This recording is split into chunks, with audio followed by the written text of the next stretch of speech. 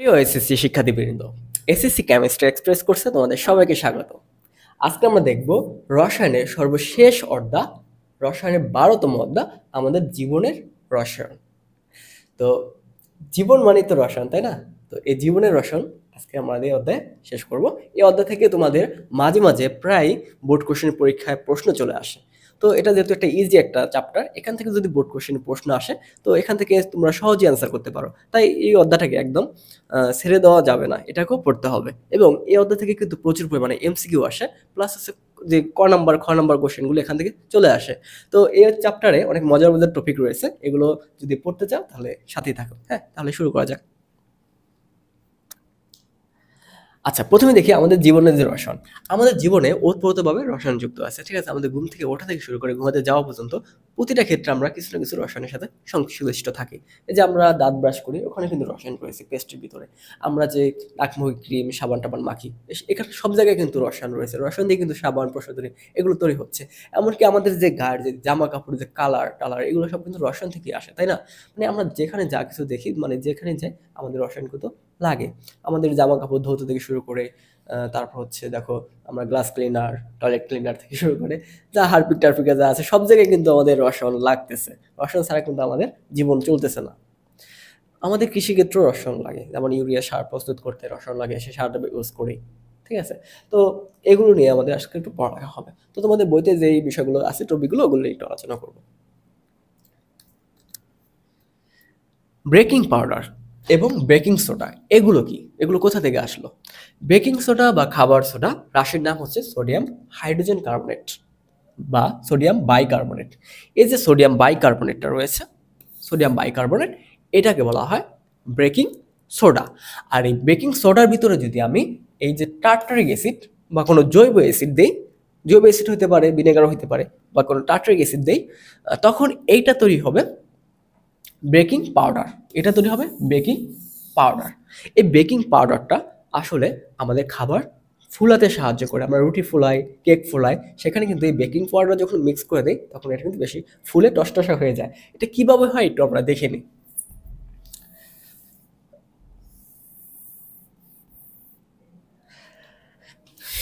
আচ্ছা দেখো, এটা কিভাবে তৈরি হলো সেটা আগে আমরা একটা দেখি। আমাদের দেখো অ্যামোনিয়া, NH3, এটার সাথে যদি আমরা কার্বন ডাইঅক্সাইড এবং পানির বিক্রিয়া দিই, তখন এখান থেকে তৈরি হবে ammonium carbonate, ammonium bicarbonate. Ammonium bicarbonate তৈরি হলো। এই অ্যামোনিয়াম বাইকার্বনেট পরবর্তীতে যদি আমরা NH4HCO3 পরবর্তীতে যদি আমরা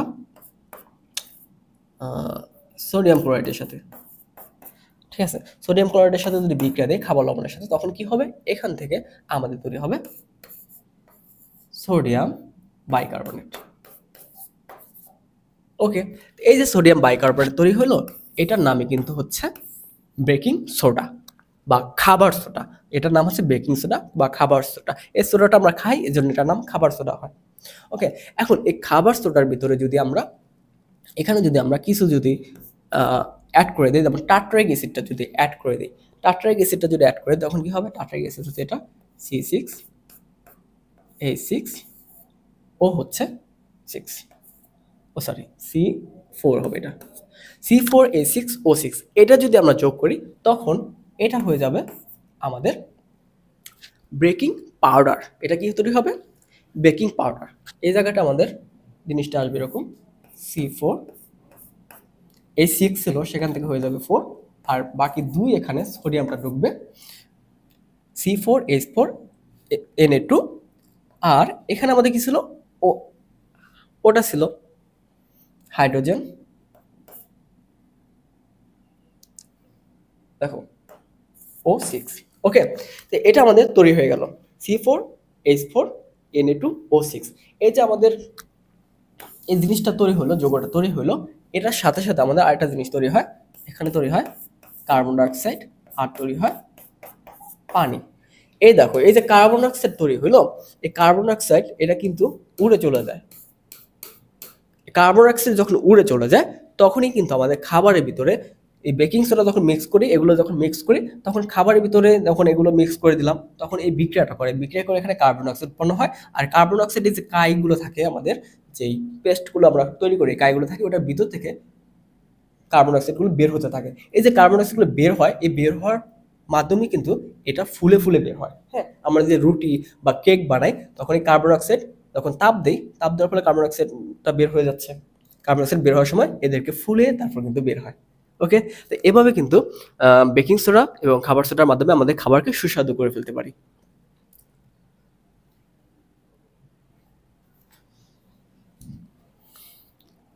এবার আমরা দেখব কাপড় কাঁচার সোডা। তো এতক্ষণ আমরা দেখছি খাবার সোডা, এখন দেখব কাপড় কাঁচার সোডা। কাপড় কাঁচার সোডাটা আমাদের খাবার সোডার মতোই অনেকটা, কিন্তু এখানে সোডিয়াম কার্বনেট। এখানে কি থাকে? Sodium carbonate. এই জায়গাটা কি হয়, দেখো, আমাদের সোডিয়াম হাইড্রোক্সাইড, এটার সাথে যদি আমাদের কার্বন ডাইঅক্সাইড বিক্রিয়া করি, তখন এখান থেকে আমাদের এই সোডিয়াম কার্বনেটটা উৎপন্ন হয়। ওকে, সোডিয়াম কার্বনেট উৎপন্ন হলো।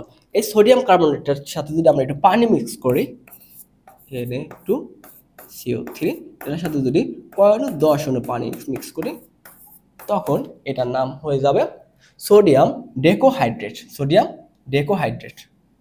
দেখো, সোডিয়াম CO3, এটার সাথে 10টা হাইড্রোজেন যুক্ত হয়, পানি যুক্ত হয়, এই জন্য বলবো সোডিয়াম ডেকোহাইড্রেট। এই সোডিয়াম ডেকোহাইড্রেট, এটাই হলো আমাদের কাপড় কাঁচা সোডা।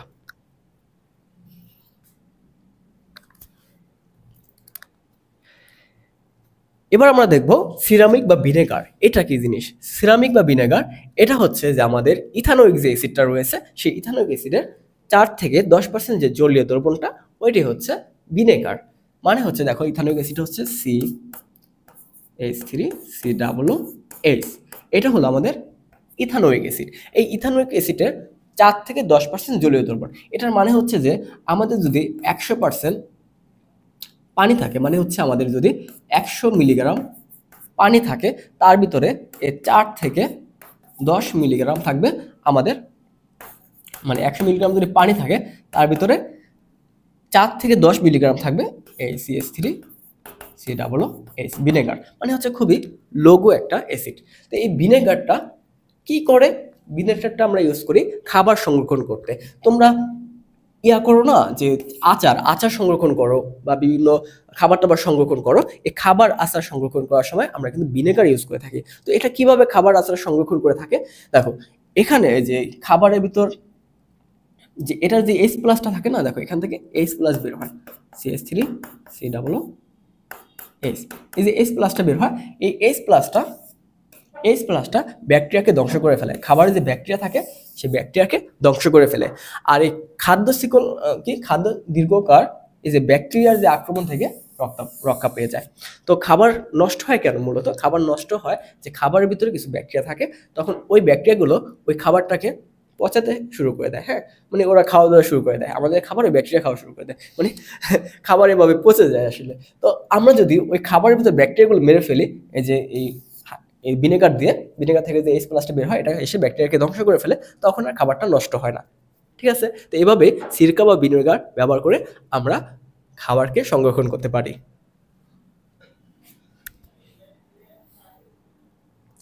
কোমল পানীয় এটা কি? এটা আমরা সবাই জানি যে কোমল পানীয় আমরা যদি একটু বিরিয়ানি বা একটু মোগলাই বা একটু যদি ভাজা পোড়া খাবার খাই, তার সাথে কোমল পানীয় না হলে আমার আর নয়। ঠিক আছে? একটু কোমল পানীয় খাইলে আমাদের পেটের হজমে সাহায্য করে। হ্যাঁ, তো কোমল পানীয় কিভাবে তৈরি হয়? এই যে ঠান্ডা অবস্থায় উচ্চ চাপে পানিতে যদি কার্বন ডাইঅক্সাইড গ্যাস দ্রবীভূত করি, তখন কোমল পানীয় তৈরি হয়। তো কার্বন ডাইঅক্সাইড গ্যাসটা কিভাবে তৈরি হয়? কার্বন ডাইঅক্সাইড গ্যাসে, মনে করো যে কার্বন ডাইঅক্সাইড গ্যাসটা রয়েছিল, এটার সাথে আমরা কি যুক্ত করতেছি? পানি যুক্ত করতেছি। তখন এখান থেকে তৈরি হবে কার্বনিক অ্যাসিড, CH2CO3। এই যে কার্বনিক অ্যাসিড উৎপন্ন করে, এটাই হবে আমাদের কোমল পানীয়। এই কোমল পানীয় পান করলে আমাদের পরিপাক হবার জন্য বা হজমে সাহায্য করে। তো আমরা যদি ভাজা পোড়া বা একটু বিরিয়ানি মোগলাই টোগলাই খাই, তখন অবশ্যই একটু কোমল পানীয় খাওয়া উচিত।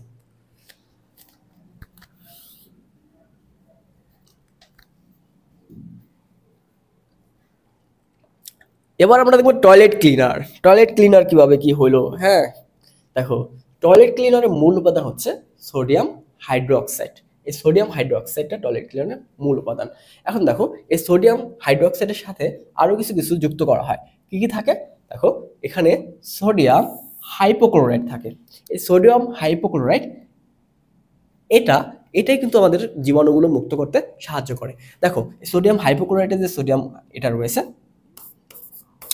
সোডিয়াম হাইপোক্লোরাইড, এটা পানির সাথে বিক্রিয়া করবে, পানির সাথে বিক্রিয়া করে এখানে তৈরি করে হাইপোক্লোরাস তৈরি করে, হাইপোক্লোরাস তৈরি করে। এই দেখো, এই হাইপোক্লোরাস তৈরি করে, এই হাইপোক্লোরাসটা জয়মান অক্সিজেন প্রস্তুত করে। এই হাইপোক্লোরাসটা থেকে কি বের হয়? জয়মান অক্সিজেন। এই জয়মান অক্সিজেন কিন্তু যে জীবাণুগুলো রয়েছে এদের সাথে বিক্রিয়া করে এই জীবাণুগুলোকে ধ্বংস করে ফেলে। জীবাণুগুলো ধ্বংস করে ফেলে, একদম শেষ। তো এভাবে কিন্তু আমাদের এই হারপিক বা আমাদের যে আরো অন্য কোনো টয়লেট ক্লিনার রয়েছে, তো এই টয়লেট ক্লিনারগুলোর ভিতরে এসব জিনিসপত্র থাকে, সোডিয়াম হাইড্রোক্সাইড থাকে, প্লাস হচ্ছে সোডিয়াম হাইপোক্লোরাইড থাকে। এই সোডিয়াম হাইপোক্লোরাইড পরবর্তী পানির সাথে বিক্রিয়া করে এই হাইপোক্লোরাস তৈরি করে। এই হাইপোক্লোরাস জয়মান অক্সিজেন তৈরি করে।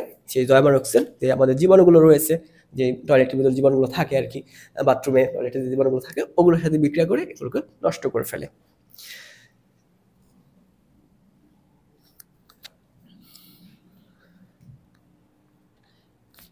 এবার আমরা দেখব সাবান।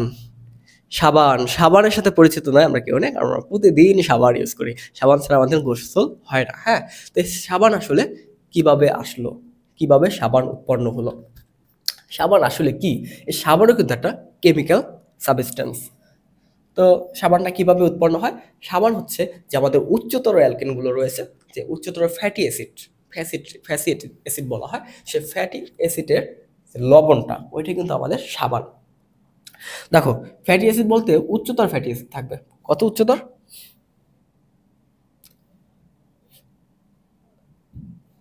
আচ্ছা দেখো, এটা থাকুক। দেখো, এখানে কার্বন সংখ্যা থাকবে 17টা, হাইড্রোজেন থাকবে 35টা। 17টা কার্বন, 35টা হাইড্রোজেন, ঠিক আছে? তো 17টা কার্বন, 35টা হাইড্রোজেন, এটার সাথে থাকবে আমাদের এটা, তারপর হচ্ছে এনএ। এটা হচ্ছে আমাদের সাবান। এটা হচ্ছে আমাদের সাবান। তো এই সাবানটা কিভাবে তৈরি হয়? এই যে ফ্যাটি অ্যাসিডটা থাকে, এই ফ্যাটি অ্যাসিডের সাথে সোডিয়াম হাইড্রোক্সাইডের বিক্রিয়া হয়। সোডিয়াম হাইড্রোক্সাইডের সাথে বিক্রিয়া হয়ে আমাদের এখানে এই সাবানটা তৈরি হয়, সোডিয়াম স্টিয়ারেট সাবানটা তৈরি হয়। এই যে এই যৌগটা, এটার নাম হলো স্টিয়ারেট। এখন দেখো,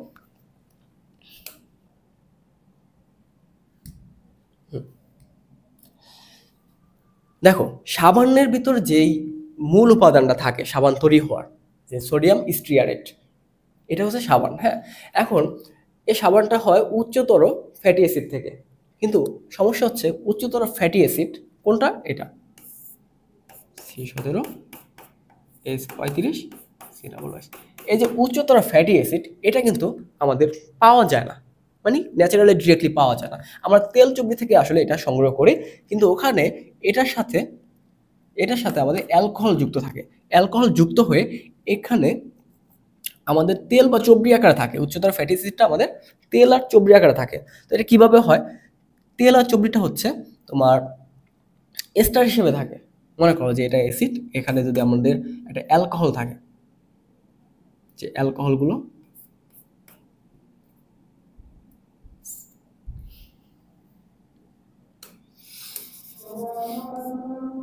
আচ্ছা দেখো, তেলটা আসলে কিভাবে থাকে সেটা আমরা দেখে, তাহলে তুমি বুঝতে পারবো।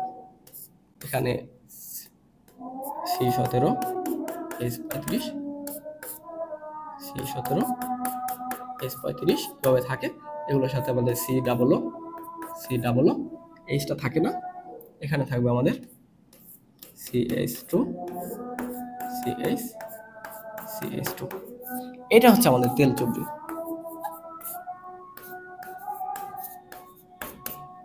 ওকে, এখন দেখো এই যে তেল চবড়িটা এত বড় থাকে, এটা কিন্তু এখান থেকে ভাঙবে। এতটুকু থাকার কথা ছিল আমাদের ফ্যাটি অ্যাসিড, কিন্তু এটার সাথে একটা অ্যালকোহল কিন্তু যুক্ত আছে। এটা একটা অ্যালকোহল যেখানে 3টা হাইড্রোক্সিল মূলক ছিল। তো অ্যালকোহলের সাথে অ্যাসিডের সাথে বিক্রিয়া করে তৈরি হয় এস্টার। তো আমাদের এই তেল চুবড়িটার ভিতরে মানে এটা এস্টার আকারে এভাবে থাকে। আমরা সরাসরিভাবে যে ফ্যাটি অ্যাসিডটা থাকে ওই ফ্যাটি অ্যাসিডটা পাই না, যেটা থেকে আমরা সাবান তৈরি করি। তো দেখো এস্টার কিভাবে তৈরি হয়। মনে করো যে আমি একটা অ্যাসিড নিলাম CH3 COOH, এটার সাথে বিক্রিয়া হবে অ্যালকোহলের। ধরো আমি একটা অ্যালকোহল দিলাম, ওয়েস্ট আমি এই পাশে করে রাখলাম, সমস্যা আছে এই পাশের জায়গায় এই পাশে লিখলাম বিক্রিয়া সুবিধার্থে। তখন দেখো এটা এই কাজ করবে, এখান থেকে এক অণু পানি অপসারিত হবে। এক অণু পানি অপসারিত হয়ে এখানে তৈরি করবে CH3 C দ্বিবন্ধ, বা আমি ওভাবে লিখি, ওভাবে না লিখে C দ্বিবন্ধ CH3। এইটা হচ্ছে একটা এস্টার। হ্যাঁ, এটা একটা এস্টার। তো এই এস্টারিফাইড অবস্থায় আমাদের ফ্যাটি অ্যাসিডটা থাকে, কারণ ন্যাচারালি ফ্যাটি অ্যাসিডটা ডিরেক্টলি পাই না, ওইটা অ্যালকোহলের সাথে এস্টার আকারে থাকে। দেখো এতটুকু কিন্তু এই যে এই অংশটুকুর সাথে কিন্তু এই অংশটা একটা মিল আছে, তাই না? এই অংশটা মিল আছে। এখানে হচ্ছে 1 কার্বন বিশিষ্ট, এখানে আছে 17 কার্বন বিশিষ্ট। বুঝতে পারছো? হ্যাঁ, এখানে আছে 17টা, এখানে আছে একটা, আমি এখানে 17টা দেই, সমস্যা কি? মানে এগুলো সিকল, মানে হচ্ছে 17টা কার্বন যুক্ত হচ্ছে। আর এখানে একটা দিয়ে আমি দেখাইছি, এখানে 17টা দেখাইতে পারতাম, কোনো ব্যাপার ছিল না। তো এগুলো এভাবে আর কি স্ট্র্যাটিফাইড অবস্থায় থাকে। কিভাবে থাকে? এভাবে থাকে। এখন এদের সাথে যখন আমাদের সোডিয়াম হাইড্রোক্সাইডের বিক্রিয়া হয়, আমি এটা মুছে দিই।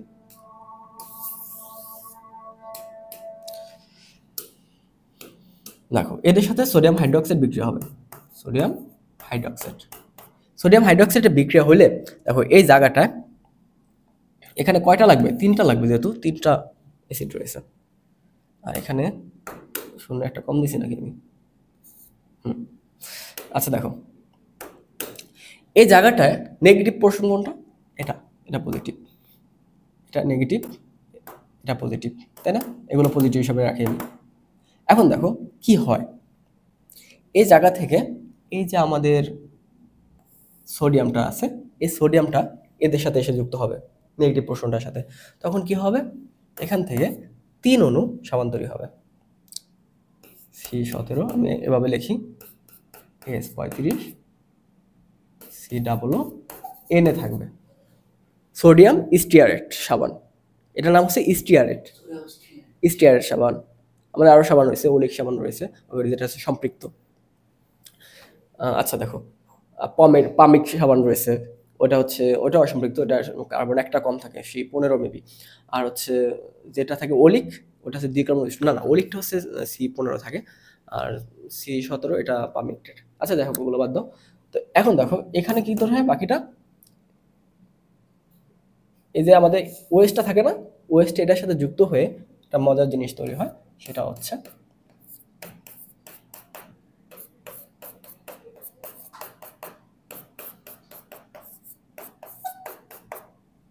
এটা তৈরি হয়। এটার নাম কি? এটার নাম হচ্ছে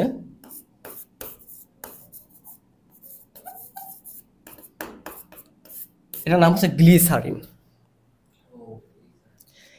যখন সাবান তৈরি হয়, এটা হচ্ছে সাবান, যখন সাবান তৈরি হয় সাবানের সাথে গ্লিসারিনও তৈরি হবে। ওকে, তাহলে এটা হচ্ছে তেল চবড়ি। এটা তেল চবড়ি থেকে আমরা যখন সোডিয়াম হাইড্রোক্সাইড বিক্রিয়া দেব, তখন এখান থেকে সোডিয়াম স্টিয়ারেট সাবান তৈরি হলো C17H35, এটা হচ্ছে সোডিয়াম স্টিয়ারেট সাবান। আর এখানে কি তৈরি হলো? গ্লিসারিন তৈরি হলো। যখন সাবান তৈরি হবে তখন তার সাথে গ্লিসারিন তৈরি হবে। এই যে বিক্রিয়াটা হইলো, এই বিক্রিয়াটার নাম হচ্ছে সাবানায়ন বিক্রিয়া। যেহেতু এখান থেকে সাবান তৈরি হয়, এই জন্য এটার নাম সাবানায়ন বিক্রিয়া। কঠিন লাগে এটা? কঠিন লাগে না?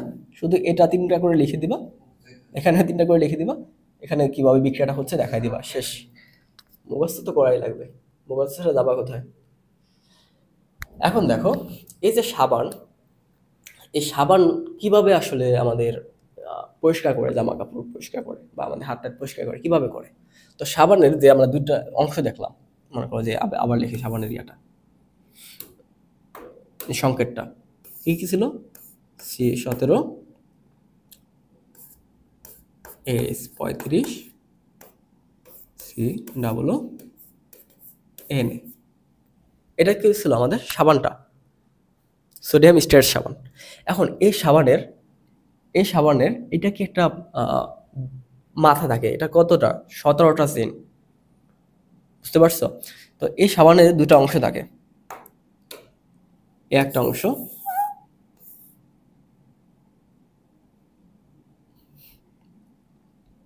এ একটা অংশ, আর একটা কোনটা অংশ? এ একটা অংশ, দুটো অংশ না? তো দুইটা অংশের এটা কত বড়? বিরাট বড়। হ্যাঁ, তো এটা হচ্ছে অপোলার। অ্যালকেন কি পোলার যৌগ না অপোলার যৌগ? অবশ্যই অপোলার যৌগ। এখানে কোনো কি নাই, প্লাস মাইনাস নাই, প্লাস হচ্ছে সিএস এগুলো কি পোলার না অপোলার না? সব এগুলো সব অপোলার। আর তুমি সিএস ধরো, পার্থক্য কত? 2.5, আর এখানে 2.1, পার্থক্য হচ্ছে 0.4। এটা কখনই পোলার হতে পারবে না, এটা অপোলার সমদ্বিতীয়। তাহলে এই যে অংশটা অ্যালকেন, এটা একটা অ্যালকেন না? অ্যালকাইল হ্যালাইড, অ্যালকালি মূলক। এই যে অ্যালকেন থেকে অ্যালকেনে কি ছিল? CnH2n+2। আর অ্যালকেন থেকে আসছে অ্যালকাইল মূলক,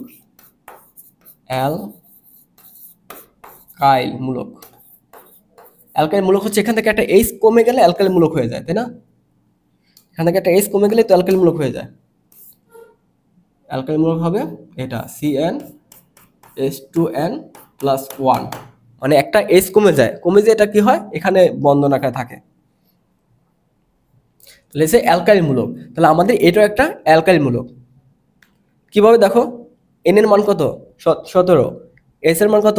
ডাবল, 17 গুণি 34, তার সাথে কত যোগ হলো? 1। তাহলে এটা হচ্ছে একটা অ্যালকাইল মূলক, বুঝা গেছে? তো মেইনলি অ্যালকাইল মূলকটার সাথে এটা যুক্ত থাকে।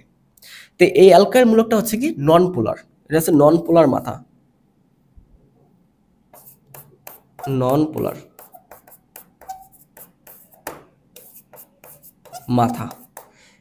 নন পোলার মাথার সাথে লেজ যুক্ত আছে।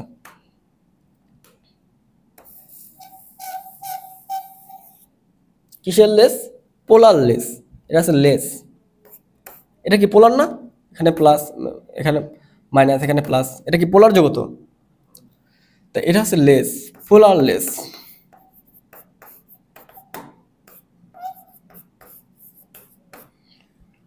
এখন দেখো, এই নন পোলার আর পোলার লেজ, নন পোলার মাথার লেজ, এই মাথার লেজ দিয়ে আমাদের কি দরকার?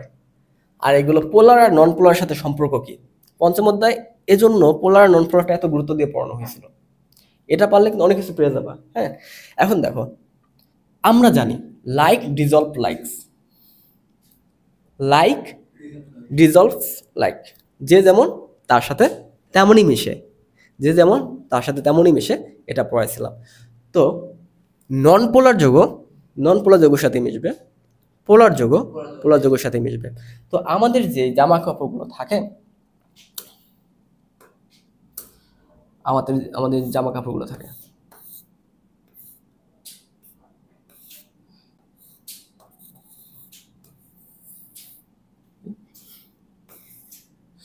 আচ্ছা দেখো,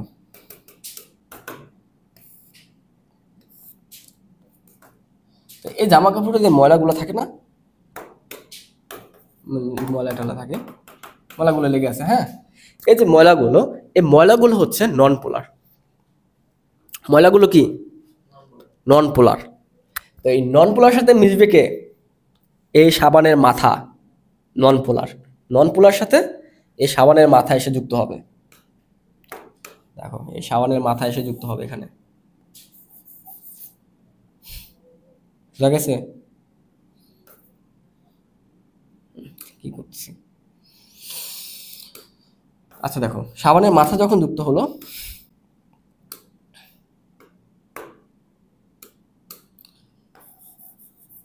আর লেজের সাথে যুক্ত হবে কে?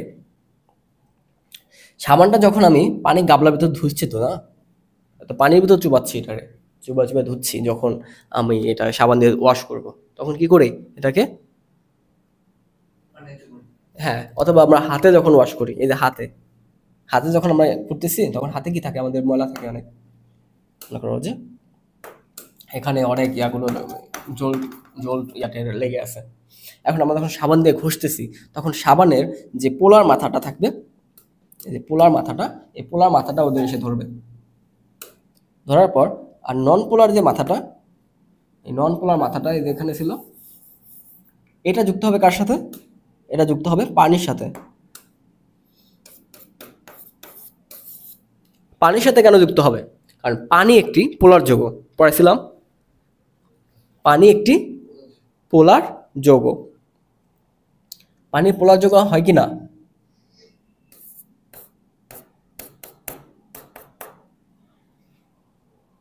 পানি পোলার যৌগ কিনা, এদিকে টানতেছে এদিকে টানতেছে, ডাইপোল মুভমেন্ট কোথায় কাজ করতেছে,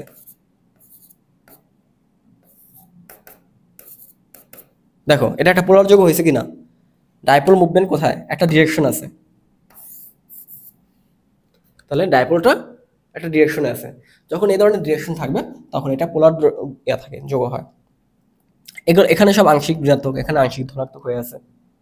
কারণ কি করে, যে অক্সিজেনের তড়িৎ অনেক বেশি, তখন হাইড্রোজেন থেকে ও নিয়ে যায়, এখান থেকে নিয়ে যায়, নিয়ে ও টু মাইনাস হয়ে যায়, টু ডেল্টা মাইনাস, মানে আংশিক ঋণাত্মক হয়, এগুলোকে আংশিক ধনাত্মক করে দেয়। তার মানে এখানে একটা প্লাস মাইনাস অবস্থা তৈরি হয়। প্লাস মাইনাস থাকলেই বুঝবো এটা একটা পোলার যৌগ। তাহলে এটা যেহেতু একটা প্লাস মাইনাস তৈরি হয়, এটা একটা পোলার যৌগ। আর এই যে সাবানের লেসটা একটা পোলার যৌগ। এই পানির সাথে এই পোলার যৌগ, এই দুইটা, এই দুইটা যুক্ত হয়ে কি করবে, ফেনা ফেনা তৈরি করে। সাবানে যে ফেনা দেখি না, এই ফেনা এখান থেকে আসে, এই পানির সাথে এরা যুক্ত হয়ে কি করে, ফেনা তৈরি করে। তো ফেনা তৈরি করে কাজটা হয় এরকম যে এই লেসটা হচ্ছে এই পানির সাথে ফেনা হয়ে ভাসতে থাকে এখানে। আর এই মাথাটা হচ্ছে আমাদের ওই যে ইয়া আছে ময়লা, ওগুলোর সাথে যুক্ত হয়ে আছে। তাহলে এরকম একটা অবস্থা, ফেনা হয়ে উপরে লেজ বাসতেছে, নিচে ময়লাগুলো আছে। একসময় কি হয়, এই যে ওখানে তো থাকতে পারতেছে না, এই ময়লার সাথে এটা যুক্ত হয়ে এই ময়লাটা জামা কাপড় থেকে বা হাত থেকে টেনে নিয়ে যায়। তখন কি হয়, সাবানের যে পানিটা থাকে, পানির সাথে এই ময়লাটা দ্রবীভূত করে ফেলে, এবং আমাদের হাতগুলো পরিষ্কার হয়ে যায়, অথবা আমাদের জামাগুলো পরিষ্কার হয়ে যায়। তো এভাবে মূলত সাবান বা ডিটারজেন্ট পরিষ্কার করে, জামা কাপড় পরিষ্কার করে। বোঝা গেল? আচ্ছা, তাহলে সাবানয়ন বিক্রিয়া দেখলাম, এখানে সাবানয়ন বিক্রিয়া কিভাবে হয় এবং সাবান কিভাবে জামা কাপড় বা হাত পা পরিষ্কার করে, এগুলো দেখলাম। ওকে, সামনে আগে ডিটারজেন্টের কথা একটু বলছি। ডিটারজেন্ট সাবান থেকে একটু আলাদা। যেমন ডিটারজেন্টে কি থাকে, স্টিয়ারেট C17, মানে C17H35, মানে 17টা কার্বন থাকে। আর ডিটারজেন্টের ক্ষেত্রে কি থাকে, সোডিয়াম লয়েড সালফেট, মানে কার্বনের 12টা, C12টা থাকে। হাইড্রোজেন 25টা, 12 দুগুণী 25 আর 1, এটা কি অ্যালকাইল মূলক, এটা অ্যালকাইল মূলক। এটাও তোমার এই চর্বি থেকে আসছে, সবই চর্বি থেকে আসে। এটাও অ্যালকাইল মূলক, আর মূলকটা, হ্যাঁ, এই আর মূলকটার সাথে এই সালফেট মূলকটা যুক্ত আছে, SO4, লাস্টে একটা এনে যুক্ত হয়, মানে এগুলো। তো এটা কিভাবে হয় একটু দেখি। দেখো, এটা হচ্ছে লরাইল অ্যালকোহল, এটা লরাইল অ্যালকোহল। দেখো লরাইল অ্যালকোহলটা কিভাবে হয়, এই যে আর গ্রুপটা, এটার সাথে একটা ওএইচ মূলক যুক্ত আছে। তো আর এর সংখ্যা কত এখানে, আর এর সংখ্যা হচ্ছে 12টা, মানে কার্বন সংখ্যা এখানে 12টা, আর এর কার্বন সংখ্যা 12টা। 12 কার্বন বিশিষ্ট যে আর গ্রুপ বা অ্যালকাইল গ্রুপ, এটার সাথে যখন অক্সিজেন যুক্ত থাকে, তখন এটাকে বলে আমরা লরাইল অ্যালকোহল। এই লরাইল অ্যালকোহলের সাথে যদি আমরা এই সালফিউরিক অ্যাসিডের বিক্রিয়া করি, তখন তৈরি হয় লরাইল সালফেট। লরাইল সালফেট, এই লরাইল সালফেটের সাথে যদি আবার আমরা সোডিয়াম হাইড্রোক্সাইডের বিক্রিয়া করি, তখন তৈরি হবে সোডিয়াম লরাইড সালফেট। এই পর্যন্ত তো লরাইড সালফেট ছিল, তার সাথে একটা সোডিয়াম যুক্ত হয়েছে, সোডিয়াম লরাইড সালফেট।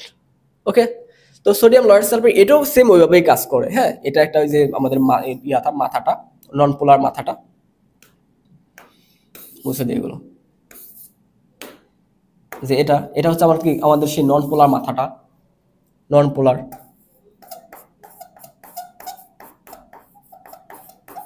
আর এগুলো কি আমাদের পোলার, এগুলো কি পোলার মাথা, পোলার লেজ, সরি পোলার লেজ। এগুলো হচ্ছে নন পোলার মাথা। নন পোলার মাথাটা কার সাথে যুক্ত হবে? জামা কাপড়ের যে ময়লা আছে ওটার সাথে যুক্ত হবে।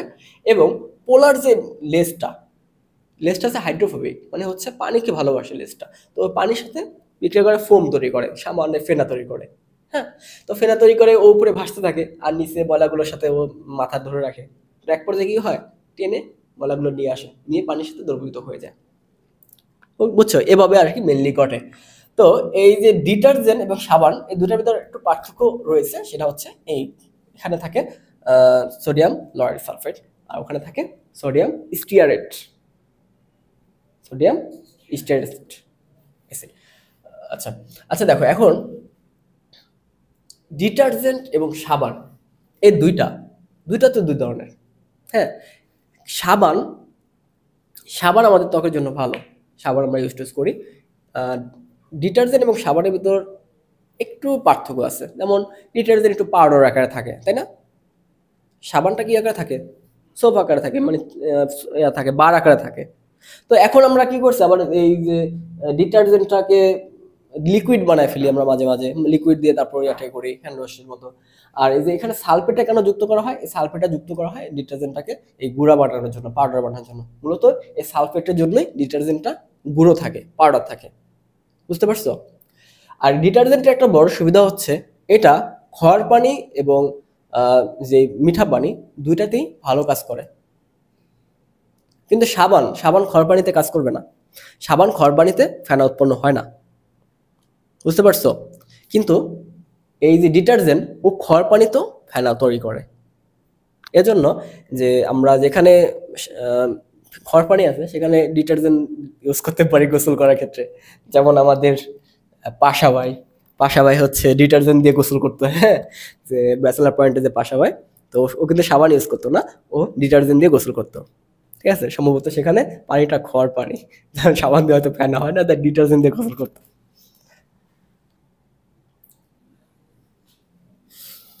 আচ্ছা, এখন সাবান ও ডিটারজেন্ট দ্বারা ময়লা পরিষ্কার করার কৌশল, ও এটা তো আগেই শেষ করে ফেলছি, এটা আরেকটু কি বলে দেবো?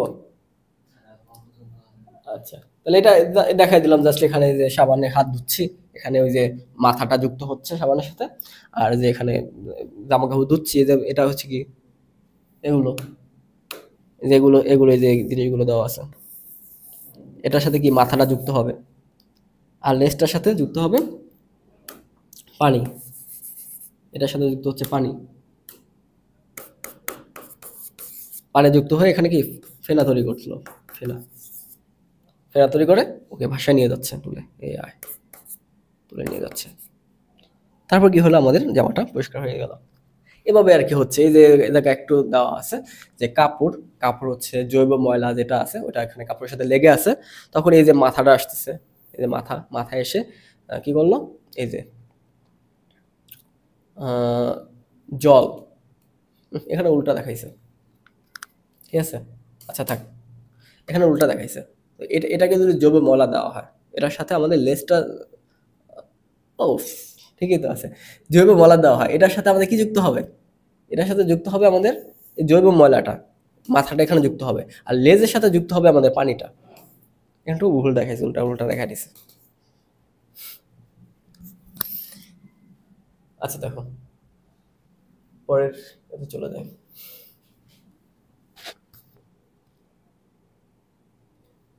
আচ্ছা, ব্লিচিং পাউডার, ব্লিচিং পাউডার সংকেত কি? ব্লিচিং পাউডার হচ্ছে ক্যালসিয়াম সিও সিওএল সিও, এটা হচ্ছে ব্লিচিং পাউডার।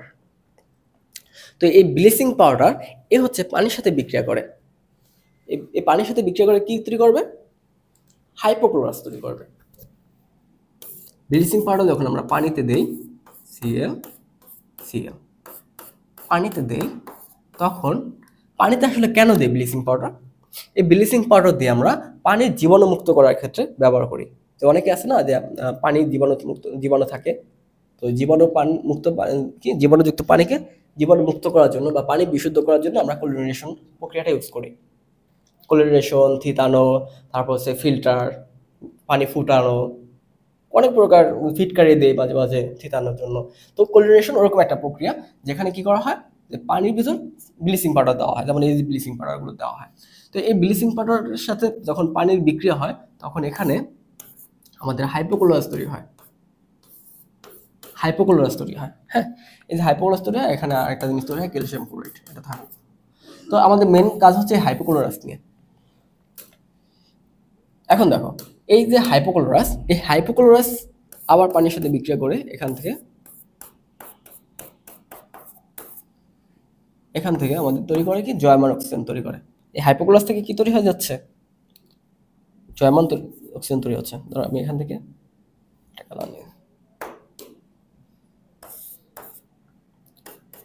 HCl আর হচ্ছে জয়মান অক্সিজেন।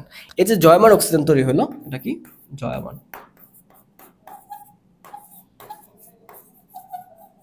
অক্সিজেন। আচ্ছা, এই জয়মান অক্সিজেনটাই মূলত যে আমাদের জীবাণুগুলো থাকে সেই জীবাণুগুলোর সাথে বিক্রিয়া করে জীবাণুকে মেরে ফেলে। জীবাণুর সাথে বিক্রিয়া করে কি করে ফেলে, মৃত জীবাণু, মানে জীবাণু মেরে ফেলে। তো জীবাণু মেরে ফেললে ওই পানিটা আমাদের বিশুদ্ধ হয়ে যায়। হ্যাঁ, তো ব্লিচিং পাউডার দিয়ে পানি বিশুদ্ধ করার পরে আমাদের অবশ্যই পানিটা কিছুক্ষণ পরে ছেঁকে তারপর খেতে হবে, সাথে সাথে খাওয়া যাবে না।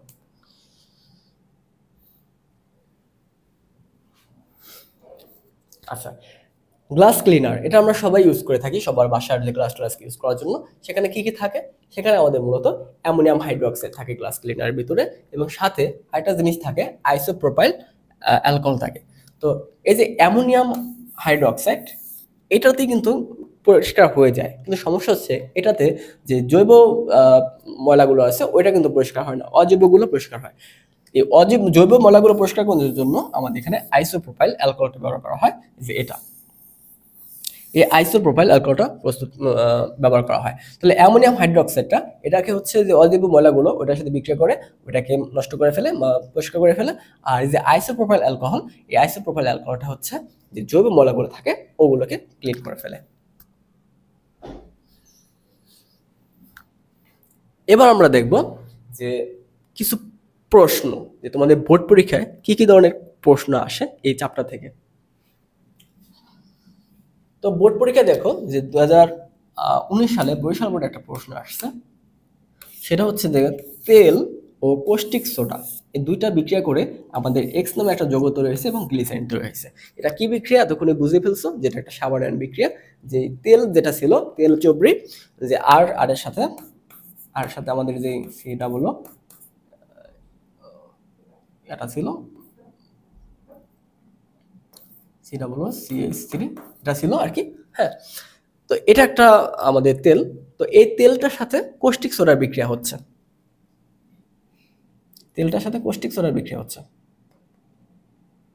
পুরো বিক্রিয়াটাই লিখে ফেলি। হ্যাঁ, আর দিয়ে লিখে ফেলি।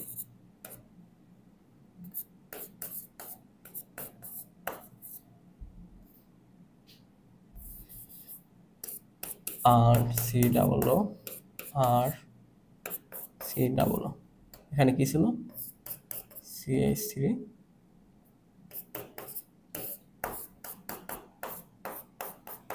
আচ্ছা এরকম ছিল। আচ্ছা, এটা হচ্ছে তেল। এই তেলের সাথে কি কিসের বিক্রিয়া হচ্ছে, caustic soda, sodium hydroxide. Caustic soda বিক্রিয়া করে কি কি তৈরি হবে, দুটা জিনিস তৈরি হয়। একটা হচ্ছে আমাদের এক্স যৌগ, কেমিক্যাল এক্স, ঠিক আছে। এই যে এক্স যৌগটা তৈরি হয় সেটা হচ্ছে সোডিয়াম স্টিয়ারেট, যে সাবানটা। এখানে তো দেখা নেই, এখানে লিখি, দেখো এই আরটা দিলাম, আর সাথে হ্যাঁ সোডিয়াম স্টিয়ারেট সাবান। এখানে আর এর সির মান কত, সির মান হচ্ছে 17। হাইড্রোজেনের মান কত, হাইড্রোজেনের মান আছে 35, এটা মনে রাখবা। তাহলে এই যে সোডিয়াম স্টিয়ারেট যে সাবান তৈরি হলো, এটা হচ্ছে আমাদের এক্স যৌগ। এখন কথা হচ্ছে যে পলিমারকরণ বিক্রিয়া কাকে বলে, ওটা তো দেখছোই। এগুলো বাদ দাও, আমরা ক নাম্বার থেকে শুরু করি। তো উদ্দীপকের দ্বিতীয় বিক্রিয়াটি কিভাবে তৈরি করবে সেটা সমীকরণ সহকারে ব্যাখ্যা করো। তো দ্বিতীয় বিক্রিয়কটি মানে দ্বিতীয় বিক্রিয়ক, আচ্ছা দ্বিতীয় বিক্রিয়ক একটু খেয়াল করো। দ্বিতীয় বিক্রিয়ক বলতে এখানে প্রথম বিক্রিয়ক হচ্ছে তেল, আর দ্বিতীয় বিক্রিয়ক হচ্ছে কোস্টিক সোডা। তেল এবং কোস্টিক সোডা, এই কোস্টিক সোডা মানে হচ্ছে সোডিয়াম হাইড্রোক্সাইড। এই সোডিয়াম হাইড্রোক্সাইড এটা আমরা কিভাবে তৈরি করতে পারি? সোডিয়াম হাইড্রোক্সাইড তৈরি করতে গেলে আমাদের কি করতে হবে? আমরা ওই যে সোডিয়াম ক্লোরাইডের যে তড়িৎ বিশ্লেষণ করছিলাম অর্থাৎ আটে, ঠিক আছে, ওখানে দেখবা যে আমরা সোডিয়াম ক্লোরাইডের যে গাঢ় সোডিয়াম ক্লোরাইডটা ওটা যে একটা তড়িৎ বিশ্লেষণ করছিলাম।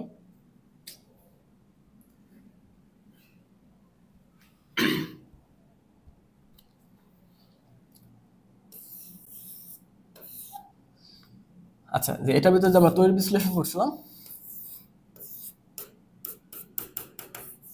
ঠিক আছে, তখন কি করছিলাম, এটার ভিতরে কি ছিল? Sodium chloride.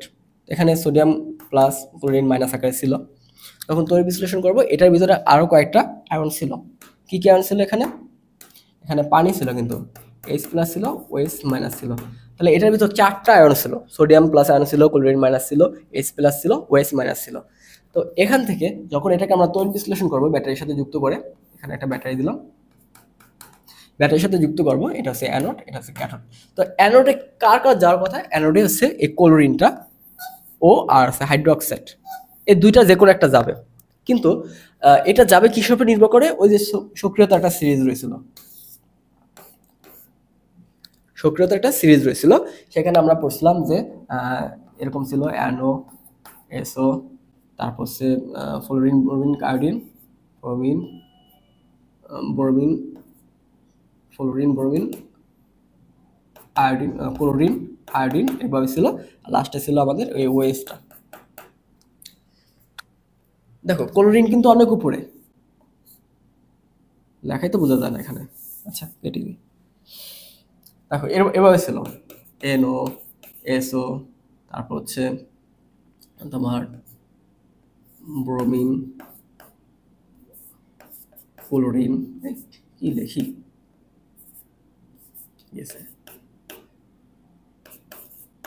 ব্রোমিন, আয়োডিন, এগুলো। আর সবার শেষে ছিল আমাদের ওএস।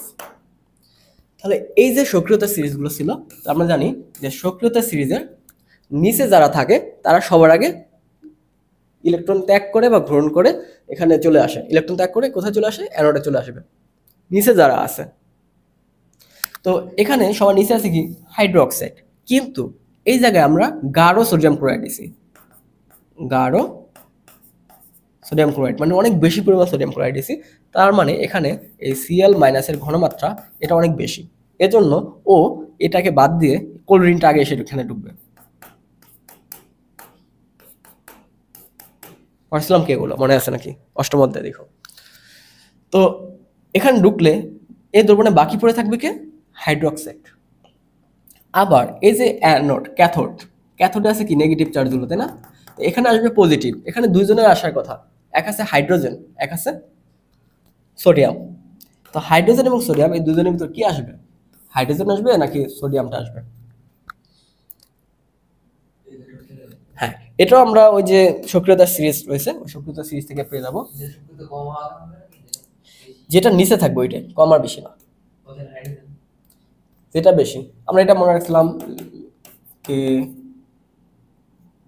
কে না কে ম্যাকএভার এলো যেন ফিরে পাবো।